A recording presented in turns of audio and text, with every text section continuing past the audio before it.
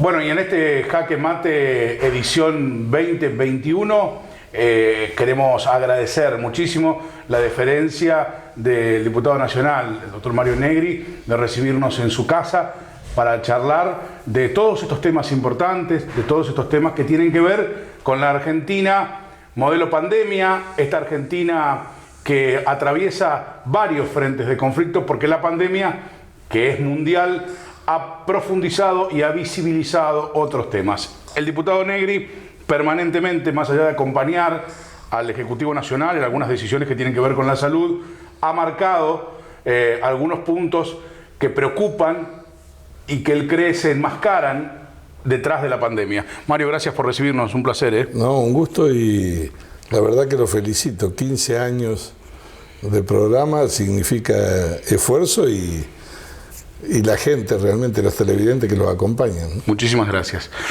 Te seguimos habitualmente en las publicaciones, en las redes, tu gente de prensa que publica, y realmente vemos una preocupación más allá de la pandemia, que es una cuestión mundial, preocupación por otras cuestiones que le pasan a la Argentina de hoy. Te vimos preocupado, por ejemplo, por el tema de la justicia y esta decisión de avanzar sobre lo que podríamos decir la soberanía del Poder Judicial, ¿no? No, yo lo que creo es, obviamente que la pandemia nos sorprendió a todos, es un fenómeno mundial, pero creo que la Argentina equivocó la estrategia el año pasado y la verdad que la mala praxis, con una cuarentena que fue la más grande del mundo, la estamos pagando hoy, ¿no? Porque la estamos pagando en más de 76.000 muertos, 76.500 muertos y más de 3 millones y pico de contagiados. Tenemos la misma población que España y ya estamos en el número 10. ¿Cuál fue mi enorme preocupación? Que eso nos hizo poner en emergencia y al gobierno se le dio un montón de atribuciones. Es más, la gente le dio la libertad para que el gobierno la administre, que es lo más sagrado que tiene una persona, ¿no? Y entonces empezaron las restricciones y la cuarentena nos fue dejando sin economía y a su vez no resolvimos el problema de la salud, que eran los dos temas centrales que el presidente decía.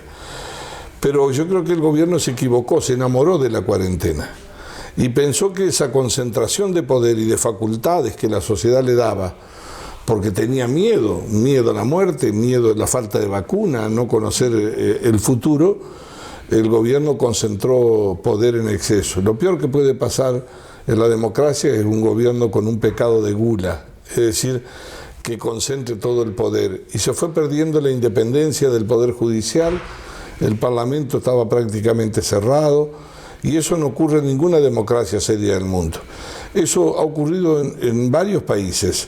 Entonces, la emergencia no te autoriza a que vos te pongas por encima de las instituciones. Y eso pasó en la Argentina y el gobierno cambió la agenda de las prioridades.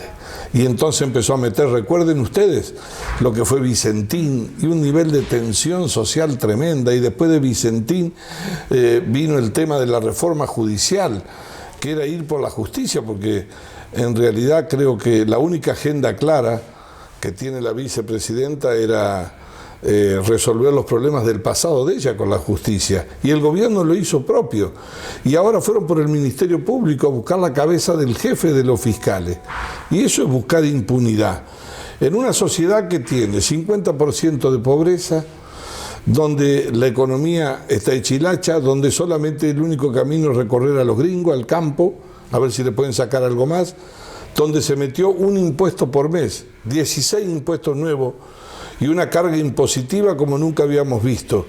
Entonces, ese cambio de prioridades del gobierno creo que le ha puesto a la Argentina descolgada del mundo y con una caída del Producto Bruto del 10%. Y como si fuese poco, en esa concentración de poder empezó la pelea por la educación. Una cosa que nadie puede imaginar que eso suceda. Sin educación no hay futuro, ¿no? Estamos viviendo un momento muy difícil. Yo creo que todos tenemos que colaborar más allá de las diferencias, pero el gobierno es el mayor responsable. Cuando el presidente se enoja, cuando nos trata de imbéciles, yo creo que la está pifiando y feo.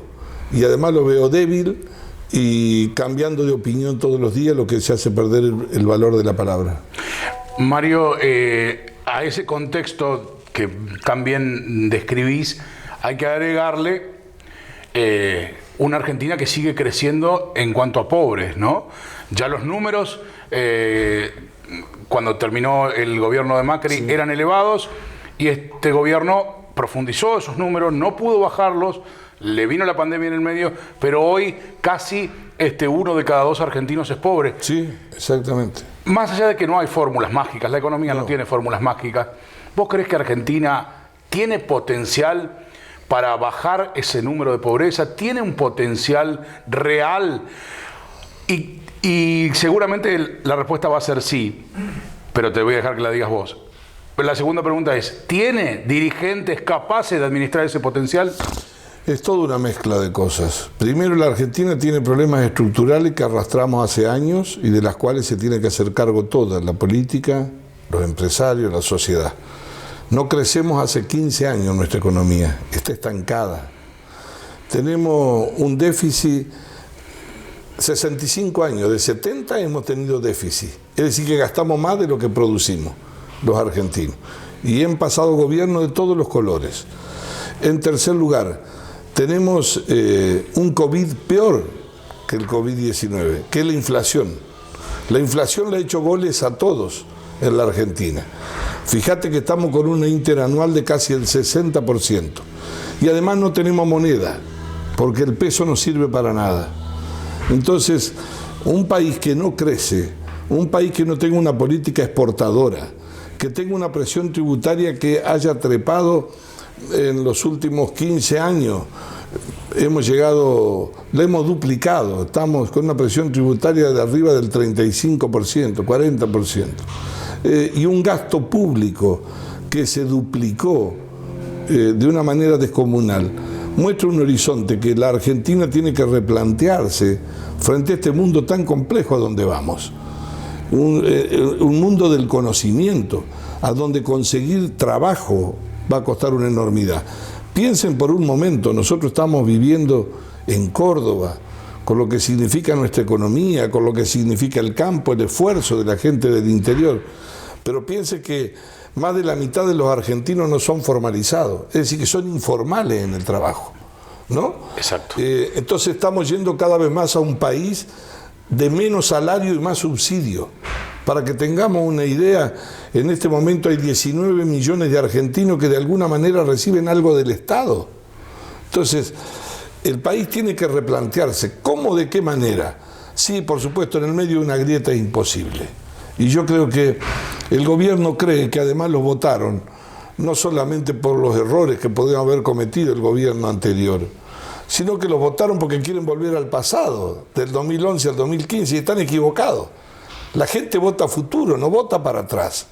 Y yo creo que el error fatal del kirchnerismo es creer que con un país cerrado, ideologizado en el mundo, mirando solamente a Venezuela y a 2 o 3 países, nosotros nos vamos a insertar en una economía global.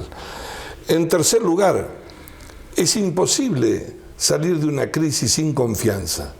Y para que te tengan confianza, lo que no tenés que generar es incertidumbre.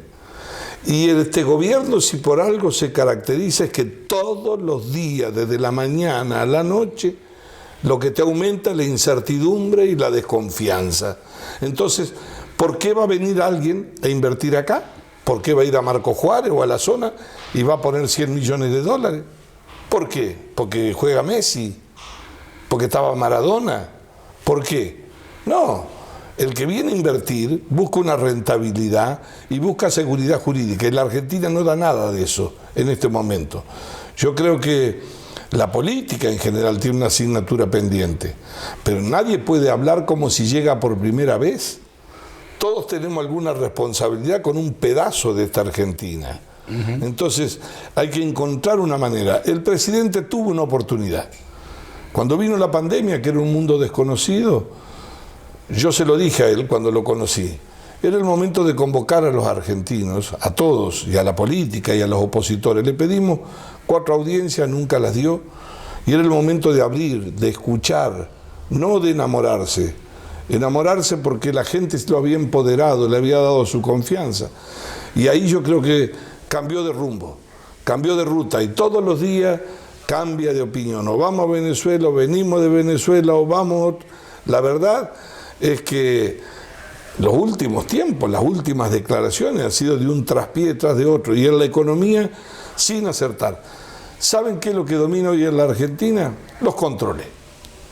Control de precio, control de exportación, control de importación, ¿no? Control de las góndolas, todo es el Estado encima. Y yo creo que están jugando un mal camino. ¿Cuál es? Planchar el tipo de cambio, porque vienen las elecciones, ¿no es cierto? Cuando te dicen planchar las tarifas, no son las de acá, ¿eh? Nosotros, yo he publicado un trabajo, son las más caras del país, las del interior, porque el transporte y la distribución lo manejan las provincias. Ahora, ellos se preservan la del AMBA, es decir, que trabajamos todo para Buenos Aires, para el Gran Buenos Aires, donde está el 40% de los argentinos. No, planchan tarifas y aumentan subsidios. Entonces, la Argentina, si no tiene un programa de crecimiento, de desarrollo sostenido, que exporte, que le venda al mundo, que ingrese en divisa, que eso significa trabajo para la gente, nos vamos cayendo del mapa, nos estamos cayendo del mundo.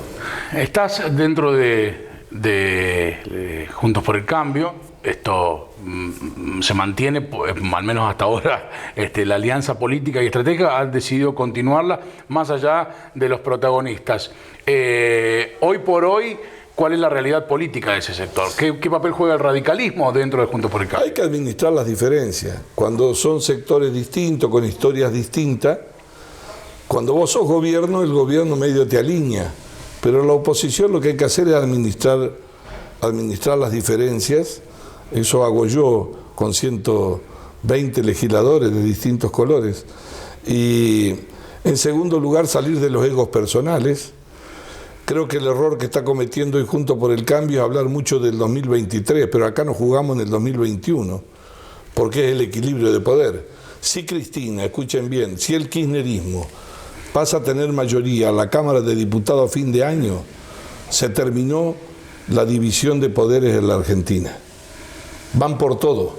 Entonces hay que tener en claro que hay que reequilibrar el poder. Y por el otro lado, nosotros tenemos que ir pensando, porque nosotros gobernamos, hicimos cosas buenas, pero también nos equivocamos y no manejamos el timing del esfuerzo de la gente para salir de los subsidios, con las tarifas, y la gente se enojó. Pero nosotros tenemos que pensar en ofrecer algo superior al estado en que se está ahora. Es decir, que tenemos que imaginar una propuesta que le diga a los argentinos que aunque venga un camino largo, va a ser distinto. Yo creo que los tiempos que vienen son de democracia y verdad. No vas a poder hacer ñanga pichanga, ni inventarles propuestas que enamoren fácilmente a la gente. Tampoco hay que decirle que todo el mundo se va a morir, pero hay que buscar. Hay una enorme desigualdad, y la idea de que una persona y un hombre, un joven, una mujer, se asocie con un trabajo, cada día es más difícil. Y es más difícil en el mundo. Por eso la educación, yo creo que es la llave del desarrollo de la Argentina. Cada día va a ser más competitivo, cada día va a ser más difícil conseguir un trabajo estable. Cuando mi padre tenía una fábrica, mi madre era docente, en mi casa nunca se discutía, y en la de cientos de miles de familias que te ven a vos, si se perdía el trabajo o no. El trabajo está fuera de discusión, había estabilidad. Eso ha desaparecido y va a desaparecer en el mundo. Es decir, que hay que formarse para no quedarse en la banquina, en la cuneta. Entonces, yo diría hoy, yo fui hijo de una familia de 6 hermanos, que nuestros padres, ¿qué hacían? Trabajaban para que estudiemos nosotros. No fueron nunca de vacaciones. Veníamos de Entre Ríos, somos cordobeses todos ahora, pero esa idea de progreso social se perdió en la Argentina. Y recuperarla significa humildad, trabajo y un gobierno con ejemplaridad. Pero en un país a donde la gente no sabe, tenemos 76.000 muertos. Cuando empezaron a vacunar había 40.000, aumentaron 36.000. Y en el medio de eso vieron vacunatorios VIP. Una bofetada. Es decir, que cualquiera que se le falleció un pariente podría pensar que si hubiese tenido una cuña se salvaba. ¿Cómo recobrar la confianza, la credibilidad, si no se da el ejemplo desde arriba? Y estamos atravesando una crisis moral muy fuerte, una crisis de valores, además de la crisis económica y social. Pero por supuesto que la Argentina tiene futuro. La Argentina tiene en alimentos, en valor agregado, en energía. Fíjate vos lo que nos está pasando ahora. Es un gobierno que se ensaña contra el trabajo. Córdoba debe ser una de las provincias más importantes generadoras de biocombustible. Y estamos usando la ley de biocombustible. Se invirtieron 500 millones de dólares. Tenemos 24 plantas entre etanol y biocombustible desde que se empezó. Y estamos con la ley que los mata, es como un garrote en la cabeza al que invierte. Y eso atenta contra las políticas de medio ambiente también, que es lo que nosotros vamos y le decimos al presidente de Francia que queremos suscribir con ellos. Es contradictorio. Así que yo creo que tenemos un enorme desafío, pero no solo la oposición. La política tiene que actuar con humildad y tiene que leer lo que le pasa a la gente. No es una guerra con el gobierno, que quede claro. No es una guerra personal. A veces los extremos lucen más, ¿no? Es como que está más arriba, pero en el medio está la sociedad. Siempre hemos podido hablar de frente y diciéndonos las cosas, gracias a Dios, en esta relación que me has permitido tener en todos estos años. Para cerrar y puntualmente hablando de política y de cara a lo que se viene este año con las elecciones. El Radio Pasillo dice que en su última visita a Córdoba, Mauricio Macri vino especialmente a pedirte que sigas siendo el jefe del interbloque de diputados, y que no seas candidato a senador. ¿Es verdad? No, primero, vos viste cómo se hace la novela, ¿no? Y siempre hay gente que la consume. No, me veo con él todo, no, sería incapaz de pedirme eso, es un comentario, pero además yo tampoco he decidido. Si vos me preguntás si sé cómo enfrentarla a Cristina Fernández de Kirchner en el Senado, sé, tengo experiencia, sé cómo pararme. Les has gritado algunas cosas. No, pero más que gritarle sé por dónde hay que buscar el equilibrio, no hay que tener miedo y hay que tener transparencia. Pero en este momento todavía falta tiempo para decidir. Yo ni siquiera me he proclamado ni he anunciado ninguna candidatura, tengo muchas responsabilidades y cuando llegue el momento veremos. Pero ¿va a haber paso? Sí, por supuesto que sí. En estos días, con casi 600 muertos por día, esperemos un tiempito para hablar de candidaturas. Lo que sí le digo a los cordobeses, Córdoba ha marcado siempre una impronta y no se ha dejado atropellar. Y la Córdoba productiva, la Córdoba del valor agregado, la Córdoba del progreso, la Córdoba del esfuerzo, la que paga los impuestos, la que no sabe, está atravesando un momento también que le llegó. No sabe si abrir un kiosco, no sabe si va a vivir, se han fundido 20.000 pequeñas empresas por cuarentenas prolongadas. Entonces, me parece que por ahí hablar de candidaturas muy rápidamente es como estar fuera de lugar. Pero me preguntás si me piden que sea candidato, sí, muchísimos, intendentes, dirigentes, de todos lados, pero no tengo ninguna desesperación, ya veremos. Gracias por ser parte de este primer programa, de este ciclo número 15. Gracias por abrirnos las puertas de tu casa. Los felicito a ustedes. Muchas gracias.